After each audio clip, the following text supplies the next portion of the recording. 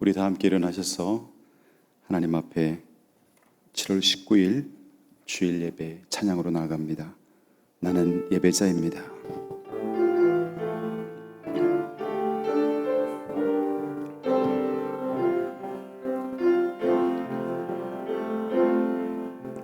나는 하나님을 예배하는 예배자입니다.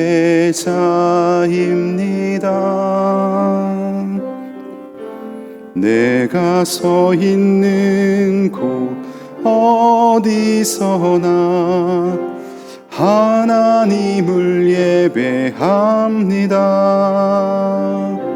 내 영혼 거룩한 은혜를 향하여 내 마음 완전한 하나님 향하여 이곳에서 바로 이 시간 하나님을 예배하. 다시 한번 찬양합니다. 나는 하나님을 예배하는 예배자입니다. 내가 서 있는 곳 어디서나 하나님을 예배합니다. 내 영혼 거룩한 은혜를 향하여 내 마음 완전한 하나님 향하여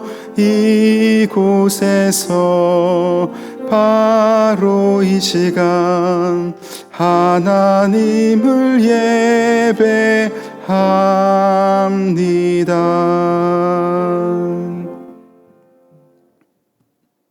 교독문 76번 요한복음 1장 교독합니다.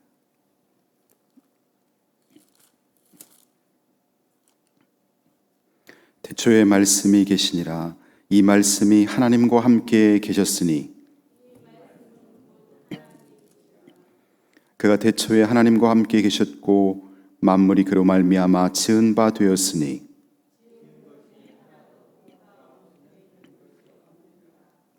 그 안에 생명이 있었으니 이 생명은 사람들의 빛이라.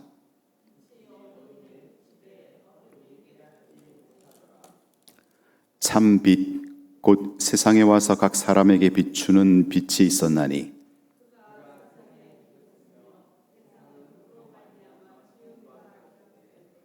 세상이 그를 알지 못하였고 자기 땅에 오매 자기 백성이 영접하지 아니하였으나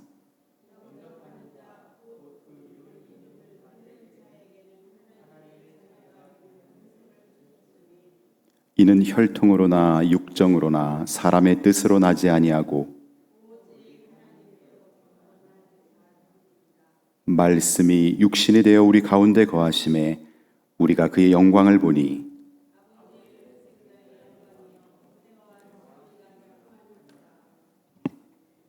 기도드립니다.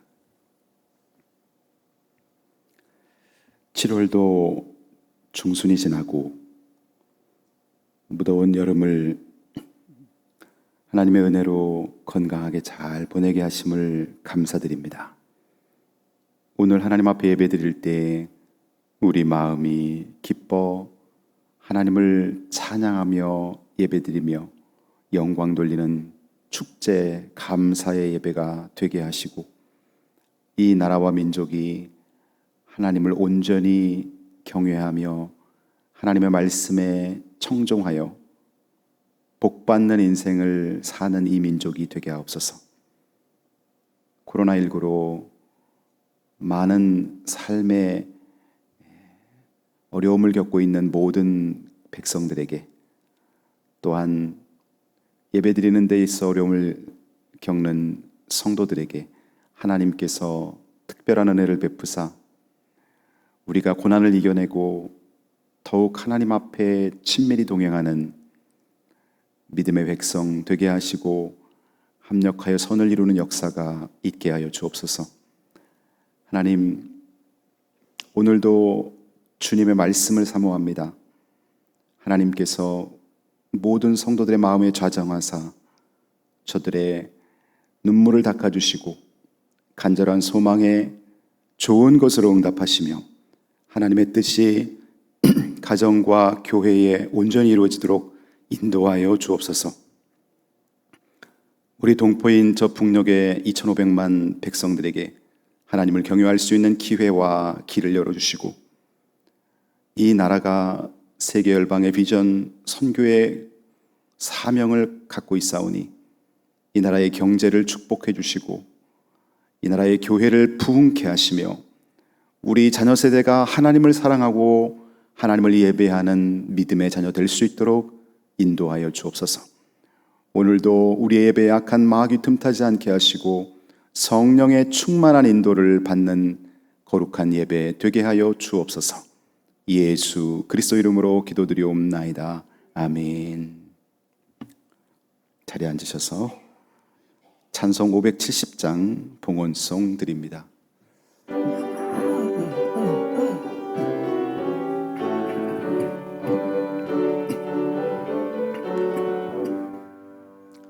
주는 나를 기르시는 목자요 나는 주님의 귀한 어린 양 푸른 풀밭 맑은 시냇 물가로 나를 늘 인도하여 주신다. 주는 나의 좋은 목자 나는 그의 어린 양 저를 따라 꼴을 먹여주시니 내게 부족함 전혀 없어라. 예쁜 새들 노래하는 아침과 노을 비키는 고운 황혼에 사랑하는 나의 목자 음성이 나를 언제나 불러주신다. 주는 나의 좋은 목자 나는 그의 어린 양 저를 따라 꼴을 먹여주시니 내게 부족함 전혀 없어라. 못된 짐승 나를 해치 못하고 거친 비바람 상치 못하리. 나의 주님 강한 손을 펼치사 나를 주야로 지켜주신다. 주는 나의 좋은 목자 나는 그의 어린 양 저를 따라 꼴을 먹여주시니 내게 부족함 전혀 없어라.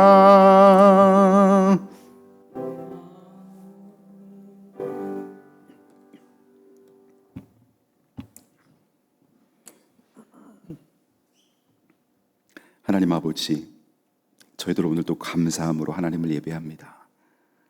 우리를 죄악에서 구원해 주신 구원의 은혜 감사합니다. 한 주간도 일용할 양식을 주시고 삶의 많은 위험에서 우리를 건지시고 우리로 하여금 일할 터전을 주시고 행복한 가정을 허락해 주심을 감사드립니다. 하나님, 이 시간 간절히 기도하옵기는 성도들 가정마다 믿음의 가정 이루고 믿음의 명문 가문을 세울 수 있도록 사랑하는 자녀들에게 정금 같은 믿음을 허락하여 주옵소서. 하나님, 오늘 또한 우리가 드려지는 예배를 기쁘게 받으시고 유치부, 아동부, 중고청 예배와 우리 장년부 예배가 향기나는 예배, 하나님이 기뻐하시는 예배 되도록 우리 성도들 마음속에 심령의 가난함과 의에 줄이고 목마르는 사모하는 마음을 허락하여 주옵소서. 하나님, 육신의 질고로 고통받는 성도들이 있습니다. 암과 투병하는 나원창 권사님, 임중광 집사님 특별히 주님의 능한 손 얹어주셔서 환부가 온전히 회복되고 하나님의 능력으로 기적이 일어나며 강건할 수 있도록 축복해 주옵소서. 불의 사고로 골절상을 입은 권사님, 박준옥 권사님과 또 하정희 권사님, 연약한 뼈와 근육과 관절과 신경을 보호하사 강건하게 회복되게 도우시고 온전하고 빠른 회복을 주시며 건강에 대한 감사와 은혜를 느끼며 주님의 영광을 위해 강건할 수 있도록 복음 전하는 자로 살 수 있도록 인도하여 주옵소서. 사랑하는 자녀들 중에 또한 그 진로를 앞두고 이제 중요한 시험을 앞둔 형제 자매들이 있습니다.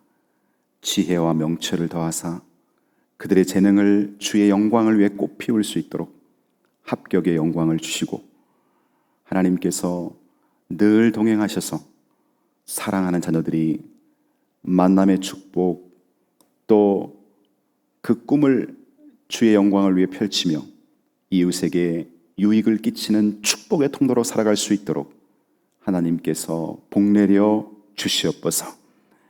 주님, 성도들의 기업이 부흥하길 원합니다. 믿음의 거부들이 되어서 물질의 축복을 받고 사역의 거부로 살아갈 수 있도록 인도하여 주옵소서. 어려운 코로나19로 침체된 경기 속에서도 하나님이 열어주시고 하나님이 부어주시는 것을 경험하게 도와주시옵소서. 오늘 주님을 위해 귀한 예물, 정성 어린 예물을 구별하여 드립니다. 하나님, 이 예물을 기뻐 받으시고 영혼이 잘됨 같이 범사가 잘되고 육신의 강건한 복을 허락하여 주시옵소서.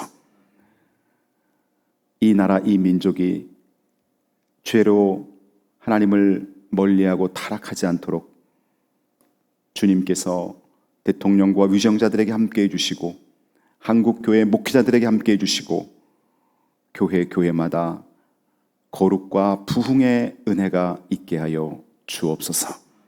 코로나 바이러스가 속히 종식되도록 연구하는 자들에게 지혜와 명철을 주사 속히 백신과 치료제가 개발되게 도와주시옵소서.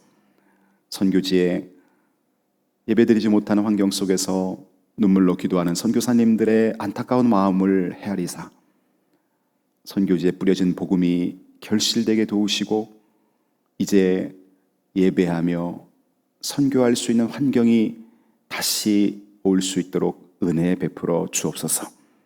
오늘 예배에 하나님만이 영광 받으시고 큰 은혜로 함께 하시는 주님을 찬양하오며 예수 그리스도 이름으로 축복하며 기도드리옵나이다. 아멘.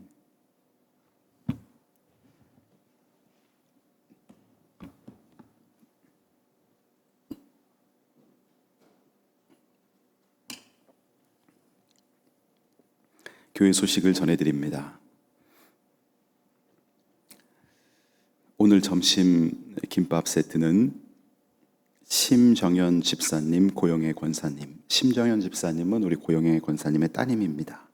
가정에서 후원해 주셨습니다. 둘이 하나 사역 지난주에 이어서 광고합니다. 7월 봉사 안내입니다. 이번 주 화요일 둘이 하나 봉사가 있습니다. 숭실대 근처에 있는 국제 학교 복음학교에서 진행되고요. 한 50명 정도의 탈북민 자녀들에게 점심 식사를 제공합니다. 함께 섬기실 분은 권희수 집사님께 문의하시면 자세한 안내 받을 수 있고요. 또 물질로 동참하실 분은 후원 계좌로 후원해 주시면 되겠습니다. 성도 소식을 전해드립니다. 박준옥 권사님이 한 2주 전에 발목 골절상을 당하셔서 수술과 입원하신 후에 지난주에 퇴원하셨습니다. 앞으로도 한 4개월 정도 또 목발을 짚고 회복의 과정을 가지셔야 됩니다. 기도해 주시기 바랍니다. 하정희 권사님께서 또 발목 뼈에 금이 가는 상해를 입으셔서 치료 후에 퇴원하셨습니다. 우리 권사님들 이제 70이 넘고 하시니까 특별히 낙상 조심하셔야 되고 골절상 조심하셔야 됩니다. 연세가 드시면 뼈의 그 골다공 밀도도 낮아지고 특별히 다리 근육이 점점 줄어들기 때문에 과거에는 안 다칠 경우에도 다치게 되는 경우죠. 특별히 건강관리 잘 하시고 또 다치신 분들을 위해서 기도해 주시기 바랍니다. 저희 교회 새가족이었던 정다운 형제님과 장소희 성도님이 페루로 2월 달에 이제 직장차 페루로 가서 근무하다가 귀국했어요. 그래서 한 3주 전에 귀국해가지고 자가격리를 잘 마치고 또 그 검사에서 음성 판정 받고 아마 오늘 저희 교회에 다시 오셔서 이제 예배 드립니다. 권서빈 청년은 바레인에서 귀국해서 다음 주일까지 자가격리 과정을 겪고 또 있습니다. 위하여 기도해 주시기 바랍니다. 이상입니다.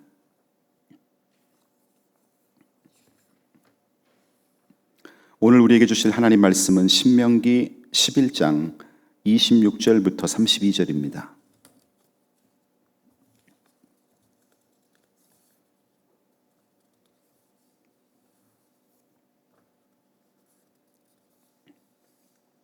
교독하겠습니다. 신명기 11장 26절부터 32절. 내가 오늘 복과 저주를 너희 앞에 두나니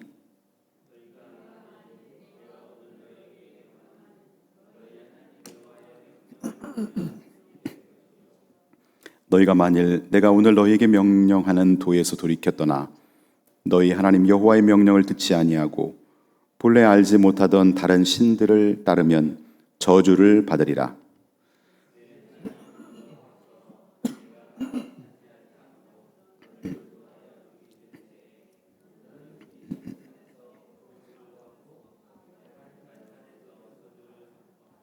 이 두 산은 요단 강 저쪽 곧 해지는 쪽으로 가는 길 뒤 길갈 맞은편 모래 상수리 나무 곁에 아라바에 거주하는 가나안 족속의 땅에 있지 아니하냐.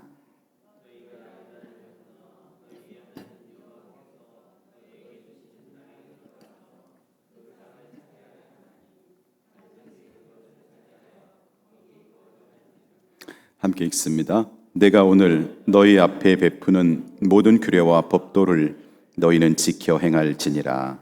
아멘.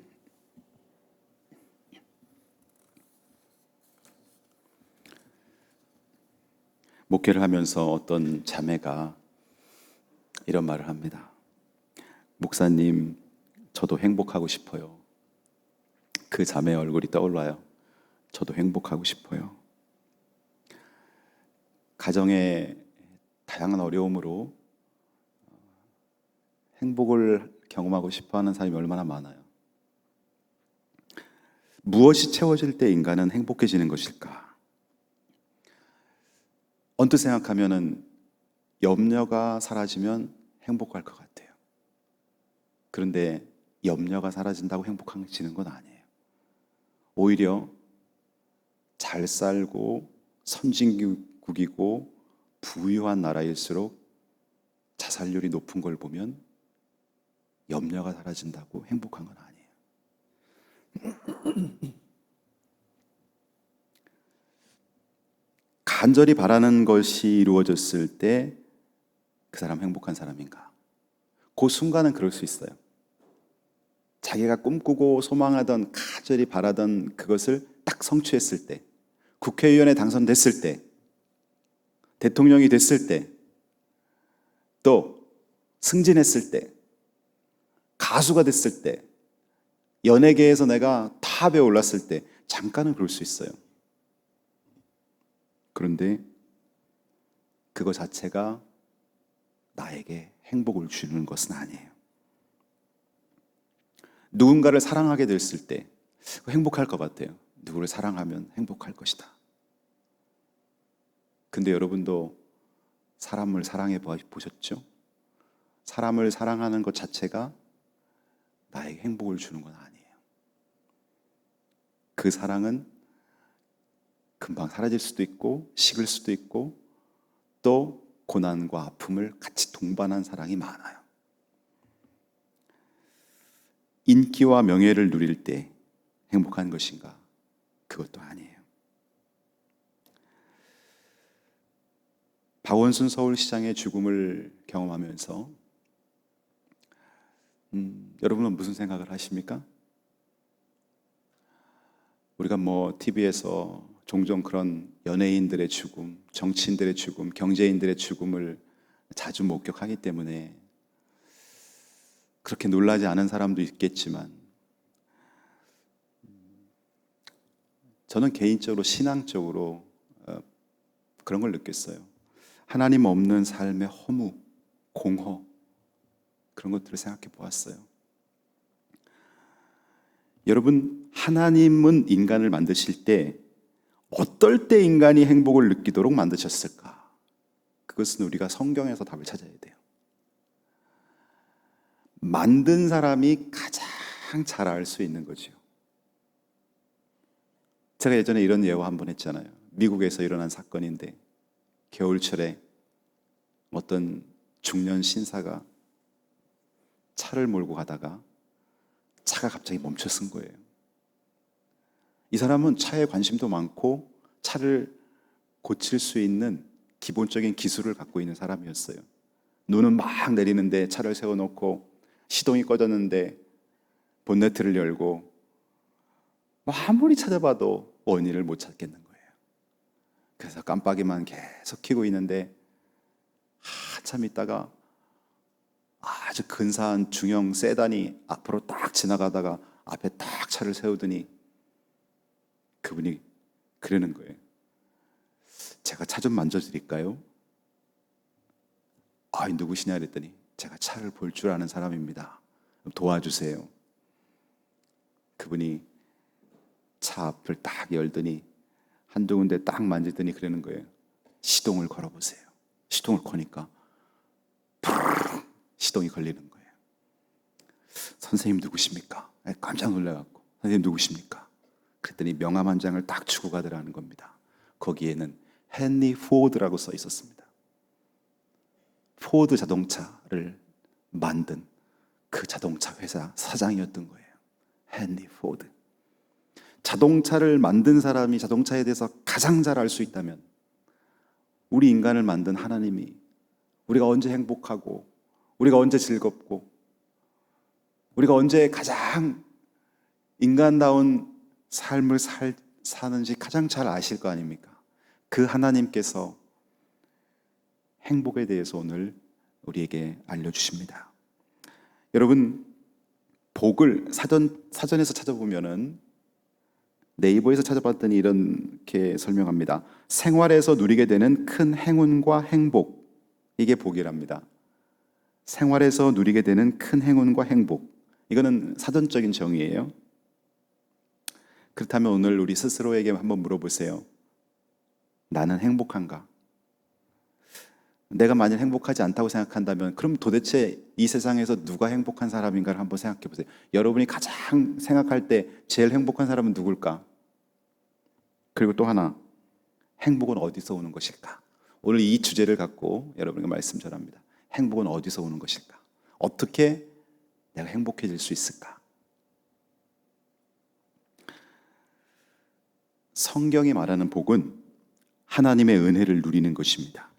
하나님을 지식적으로 알고 인격적으로 체험하며 그분과 친밀하게 동행하는 것이 인간이 누릴 복이라고 말합니다.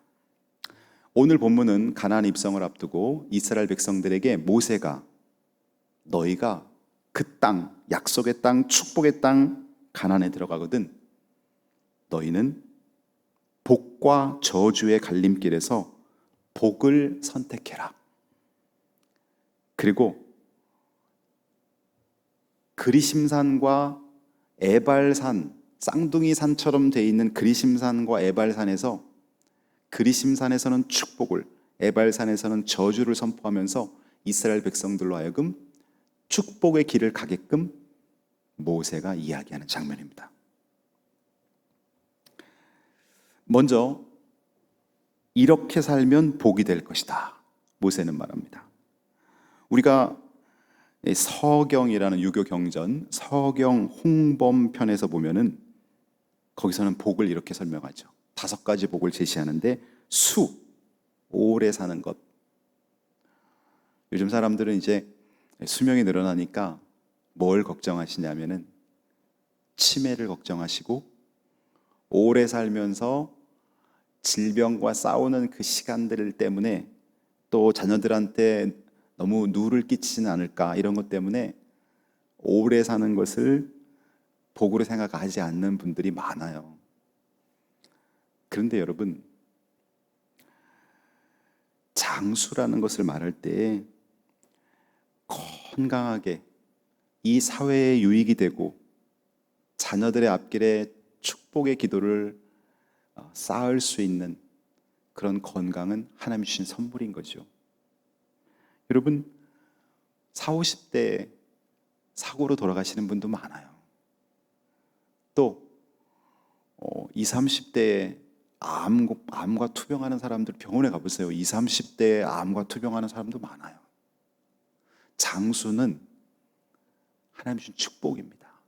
건강하게 오래 사는 것, 그리고 사회와 자녀들에게 유익을 끼치는 삶, 그것을 위해서 우리는 기도해야 돼요. 여러분, 우리 나이가 이제 한 50 정도 되면요, 그걸 위해 기도해야 돼요. 그때부터 하나님, 저에게 건강을 주시되 하나님께 영광, 이웃에게 유익, 자녀들에게 정말 유익이 되는 그런 노후를 살 수 있게 도와주시옵소서. 구체적으로 한번 기도해 보세요.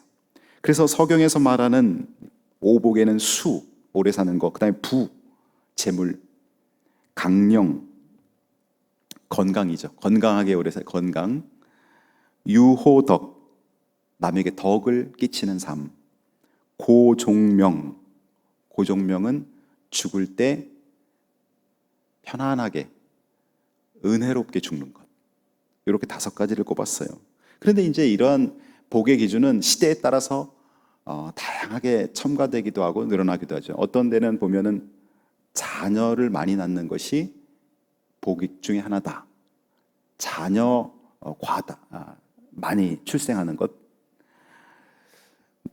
이런 것들이 이제 생겨나고 없어지고 시대에 따라서 복의 조건은 바뀌죠. 그럼 하나님께서는 우리에게 행복의 조건을 어떻게 말하고 있는가? 대표적인 것은 시편 1편, 그리고 마태복음 5장의 8복에서 우리는 볼 수 있죠.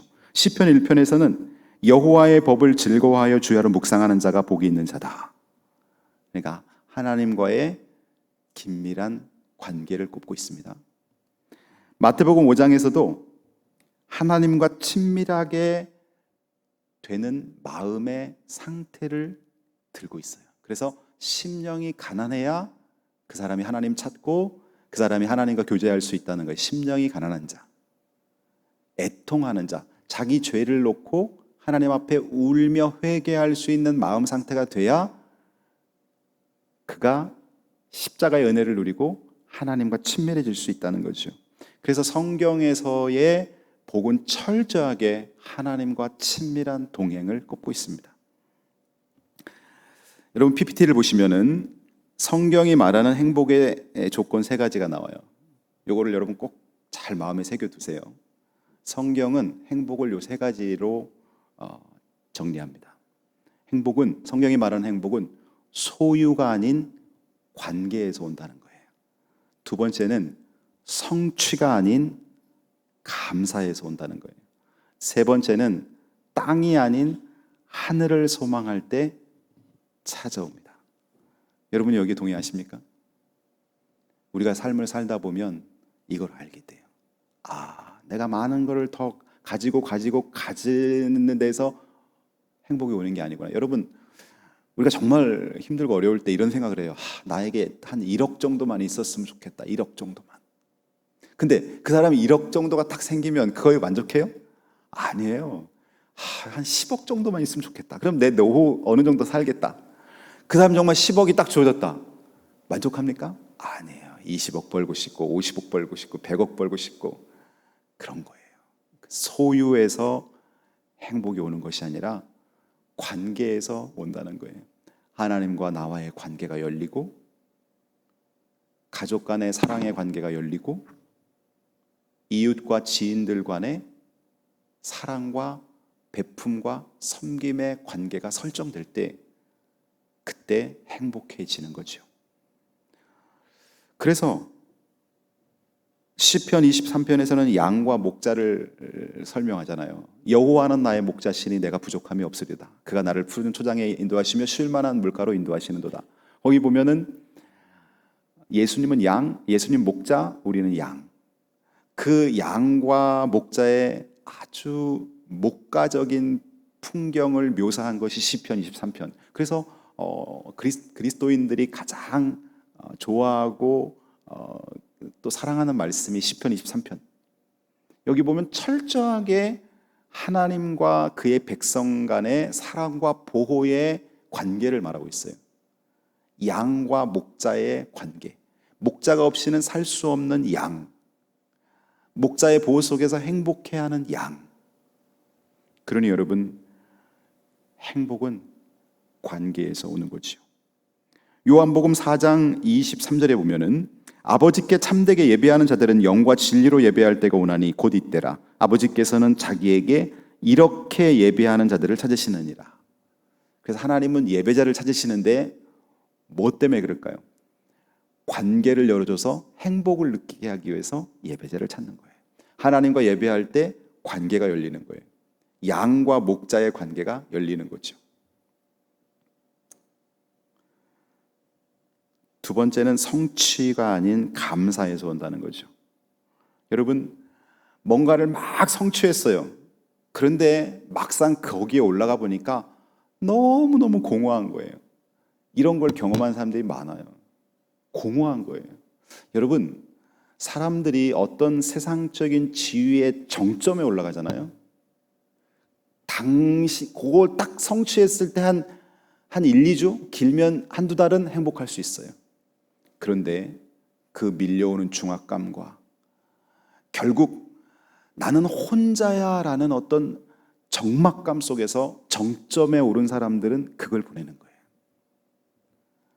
그렇기 때문에 이 정점에 올라간 사람이 마지막 극점에 계신 하나님과의 관계가 맺어지지 않으면 그 정점에서 굉장한 공허와 그 외로움을 느끼게 됩니다. 성취가 아닌 감사에서 오는 거죠.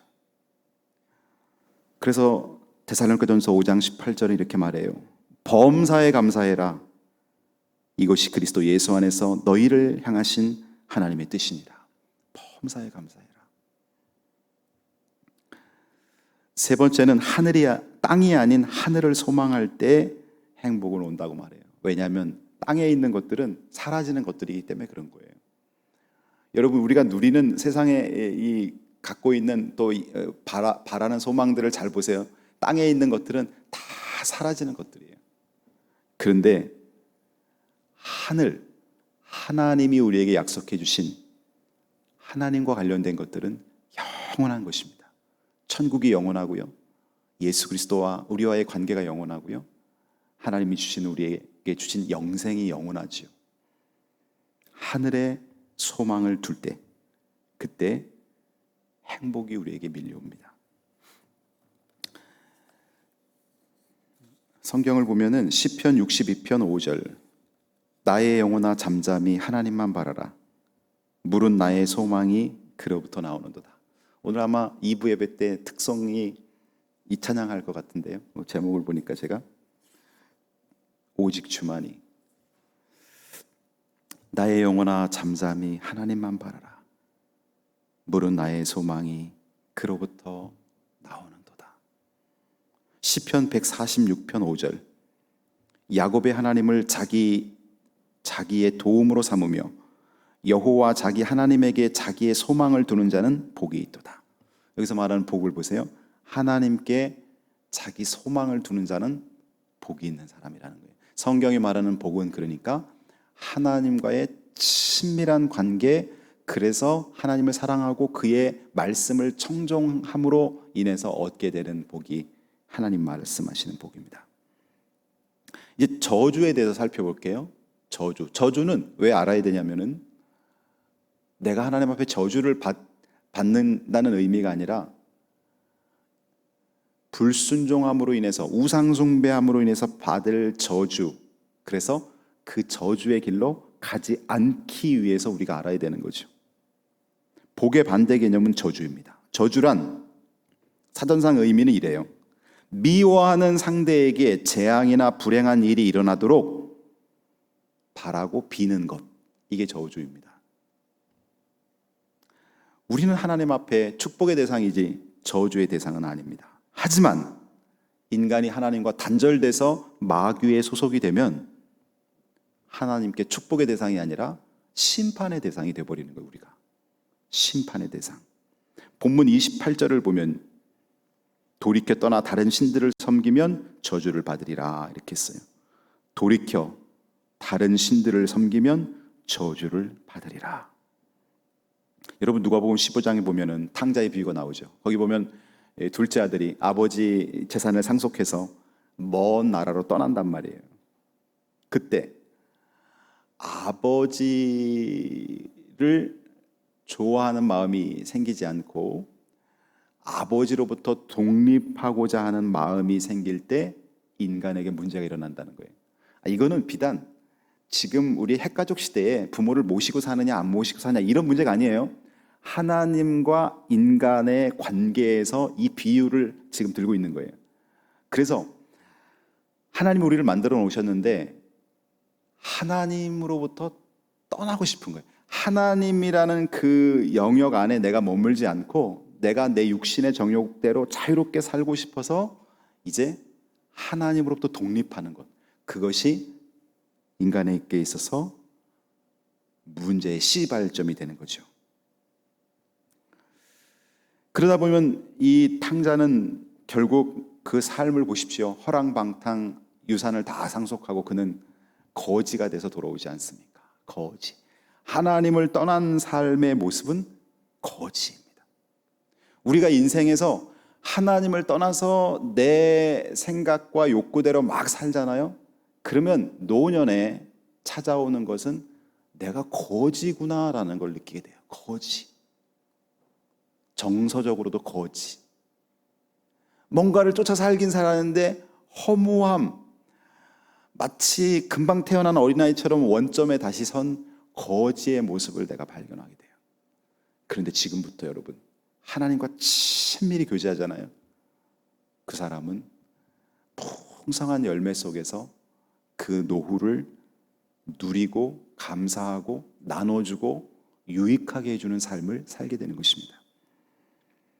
로마서 1장 28절 29절에 보면은 마음에 하나님 두기를 싫어하는 태도가 모든 죄악의 원인이라는 것을 밝히고 있어요. 또한 그들이 마음에 하나님 두기를 싫어하며 하나님께서 그들을 그 상실한 마음대로 내버려 두사 합당하지 못한 일을 하게 하셨으니, 여기서 내버려 두사, 하나님이 내버려 둔다는 거예요.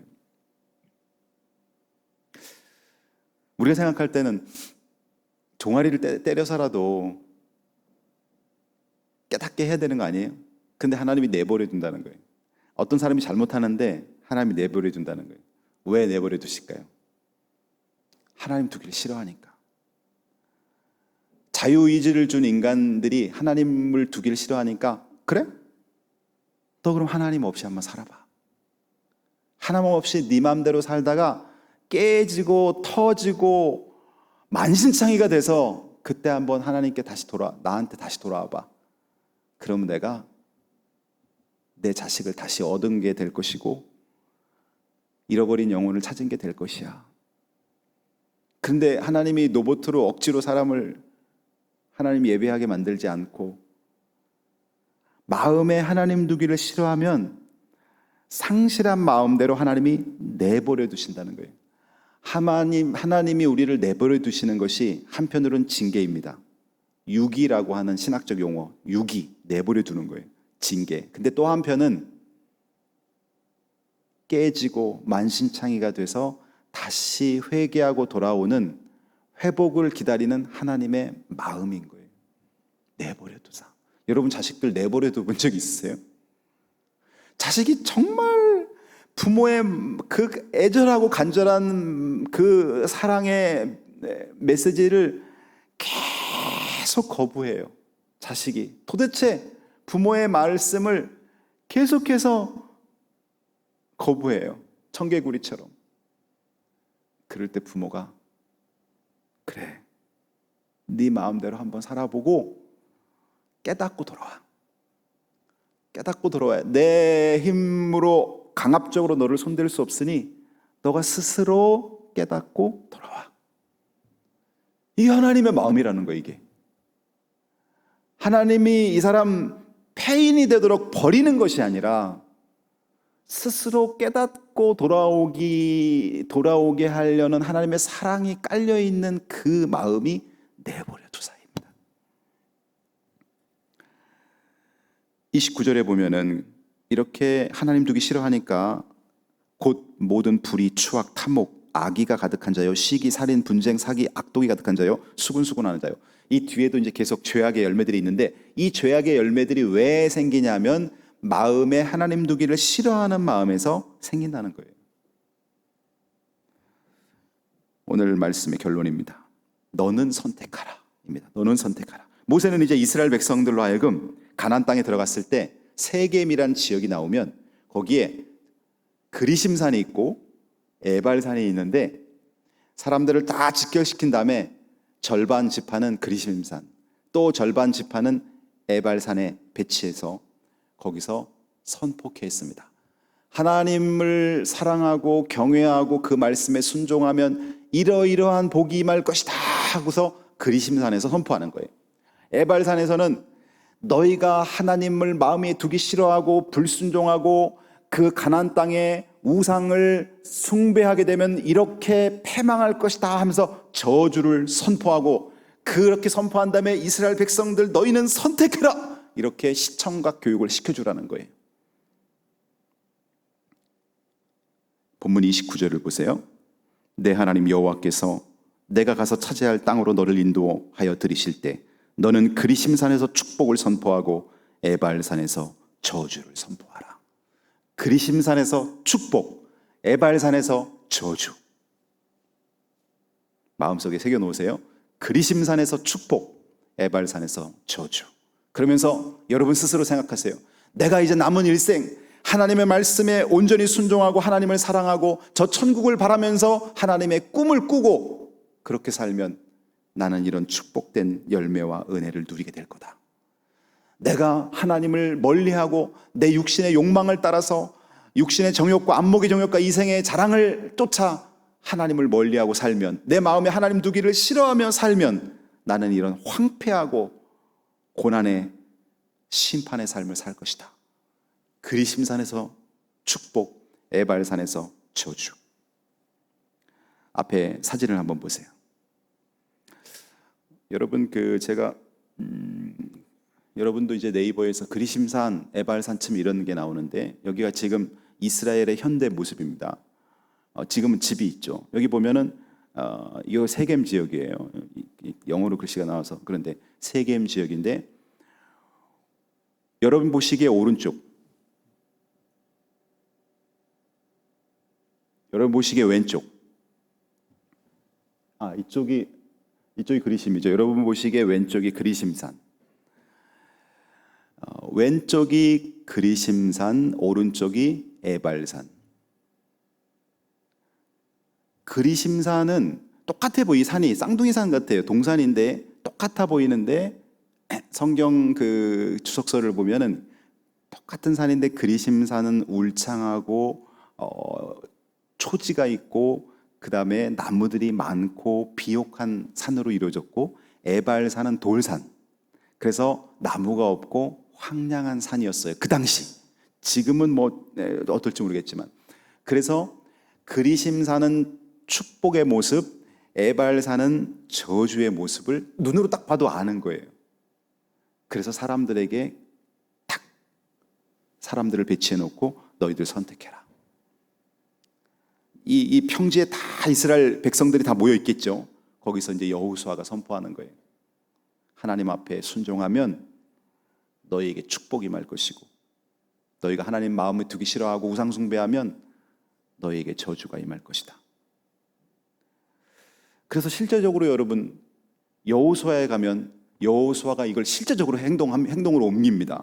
여호수아 24장에 보면요, 여호수아가 이스라엘 모든 지파를 세겜으로 모으고, 아까 그 영어에서 세겜에 모으고 이스라엘 장로들과 그들의 수령들과 재판장들과 관리들을 부르매 그들이 하나님 앞에 나와 선지라. 그리고 14절 보세요. 그러므로 이제는 여기 중간에 제가 생략했어요. 2절부터 13절에는 무슨 내용이 나오냐면, 하나님께서 우리를 애굽에서 탈출시키고 광야 40년 동안 우리를 어떻게 보호하셨고 이 약속의 땅에 이르게 한 과정을 쭉 설명합니다, 여호수아가. 그런 다음에 14절, 그러므로 이제는 여호와를 경외하며 온전함으로 진실함으로 그를 섬기라. 너희의 조상들이 강 저쪽과 애굽에서 섬기던 신들을 치워버리고 여호와만 섬겨라. 만일 여호와를 섬기는 것이 너희에게 좋지 않게 보이거든 너희 조상들이 강 저쪽에서 섬기던 신들이든지 또 너희가 거주하는 땅에 있는 아모리 족속의 신들이든지 너희가 섬길 자를 오늘 택하라. 선택하라는 거예요. 오직 나와 내 집은 여호와를 섬기겠노라 하니, 백성이 대답하여 이르되 우리가 결탄코 여호와를 버리고 다른 신들을 섬기기를 하지 아니하오리니. 그러니 여러분, 이 시청각 교육을 통해서 철저하게 그 자식들을까지 다 마음에 새겨두는 겁니다. 성경을 보면은 그냥 말로만 끝나는 게 아니라 정말 눈으로, 가슴으로, 피부로 하나님을 경외하는 것이 인간의 행복의 길이라는 걸 새겨놓습니다. 우리가 지난번에 쉐마, 신명기 6장 9절부터 13절, 쉐마 이스라엘아 들으라. 너희는 하나님의 말씀을 손목에 메고 이마에 붙이고 집에 그 문설주와 대문에 새겨 놓고 보이는 곳마다 하나님의 말씀을 적어 놓으라는 말씀을 우리 배웠죠? 시청각 교육을 시키는 거죠. 선택하라는 거죠. 이런 특별한 경험을 통해서 하나님을 사랑하고 그 말씀에 순종하는 것이 복이라는 것을 그들은 명심하게 했던 것입니다. 말씀을 맺습니다. 이 세상에서 여러분이 생각하는 가장 행복한 사람은 누구입니까? 지금 한번 생각해 보세요.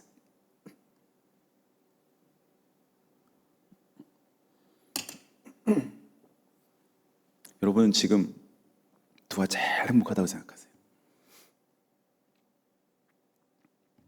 대통령, 재벌 총수, 트럼프나 시진핑, 아니면 김정은, 아니면 스포츠 선수 호날두나 메시, 마이클 조던, 타이거 우즈, 우리나라 사람으로 김연아, 손흥민, 아니면 잘 나가는 고향 친구나 고등학교 동창들 중에 잘된 애들, 그 사람 행복할 것 같아요? 저는 세상에 제일 행복한 사람이 저라고 생각해요. 여러분도 그렇게 생각하셔야 돼요. 근거 없는 생각이 아니라 하나님의 자녀잖아요. 하나님이 저의 아버지잖아요. 매일 그분과 기도할 수 있고 매일 그분이 주시는 은혜를 누리며 살잖아요. 저는 정말 하나님 앞에 솔직히 저는 제가 행복해요. 아까 말씀드렸듯이 소유에서 오는 것이 아니라 관계에서 오기 때문에, 성취에서 오는 것이 아니라 감사함에서 오는 거기 때문에, 땅을 바라보는 데서 오는 것이 아니라 하늘의 소망을 두는 데서 행복이 오는 걸 믿는 거죠. 오늘을 사는 우리들도 그리심산과 에발산에 올라 축복과 저주를 선포해야 됩니다. 그리고 그 갈림길에서 순종을 통한 축복을 선택해야 됩니다. 여러분 스스로 나는 행복해요. 죄사함 받았으니 나는 세상에서 가장 행복한 사람입니다. 그렇게 생각하면서 사세요. 교만이 아닙니다. 왕자병이 아닙니다. 하나님이 나와 함께 하시고 또 동행하심으로 인한 진솔한 고백인 것입니다. 내가 나를 가장 행복한 사람으로 생각할 때 그곳에서 피어나는 에너지를 생각해 보세요. 세상 사람들에게 그 행복을 나눠줄 수가 있는 거예요. 교회 다니면서도 늘 맨날 우울해요. 맨날 울고 맨날 우울하고 맨날 신세한탄하고 맨날 부모 원망하고, 그건 하나님이 디자인한 행복한 그리스도인의 모습이 아니에요. 그리스도인은 자기가 행복해야 되는 거예요. 아까 얘기했던 세 가지 기준에 의해서 행복한 거예요. 우리는 자녀들과 함께 그리심산에 올라 하나님이 꿈꾸시는 행복한 인생을 설계해야 될 것입니다. 복과 저주, 당신의 선택에 달려 있습니다. 기도하겠습니다. 하나님 아버지, 이스라엘 백성들이 가나안을 들어갈 때 지도자 여호수아를 통해 그리심산과 에발산에서 각각 축복과 저주를 선포하면서 하나님을 경외하여 축복의 삶을 선택하도록 만들었던 그 메시지가 오늘 우리 가슴을 두드립니다. 나는 행복한 사람인가? 무엇이 행복을 가져다 주는가?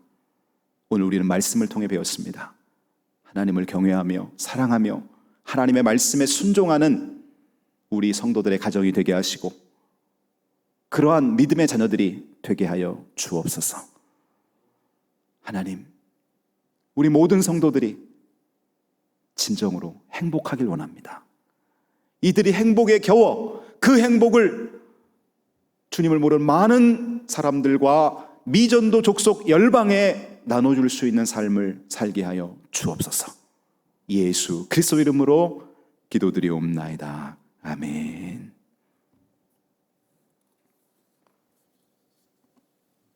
주만 바라볼지라 찬양합니다.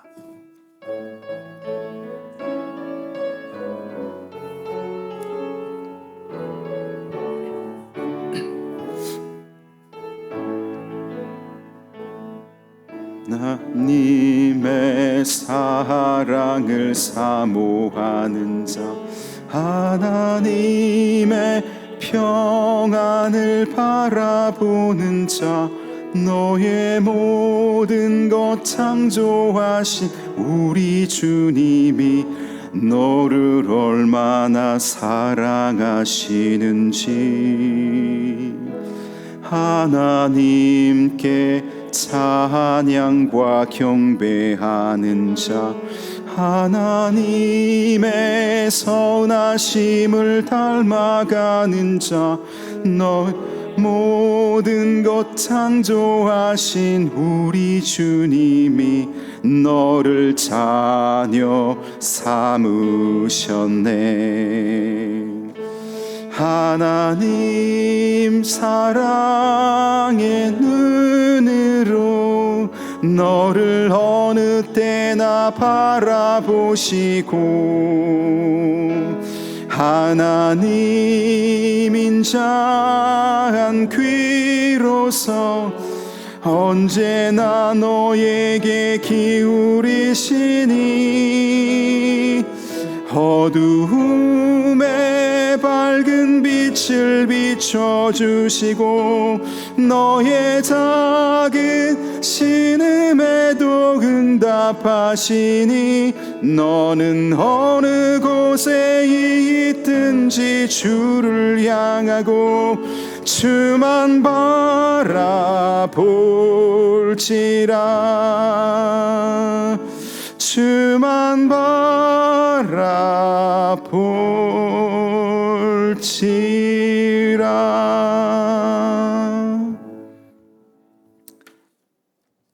다 함께 일어나셔서 축복 기도 받습니다.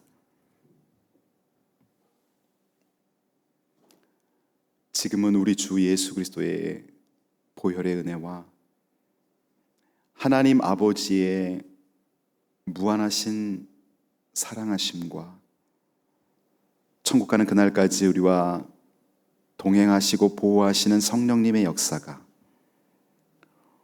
이 땅 100년의 인생을 살며 행복한 인생을 살기를 소망하고 돌아가는 하나님의 귀한 백성들 머리 위에, 그리고 사랑하는 자녀들의 앞길과 진로 위에 선교사님들과 다비다 자매의 모든 회원들 위에 영원토록 함께 하시기를 간절히 축원하옵나이다. 아멘.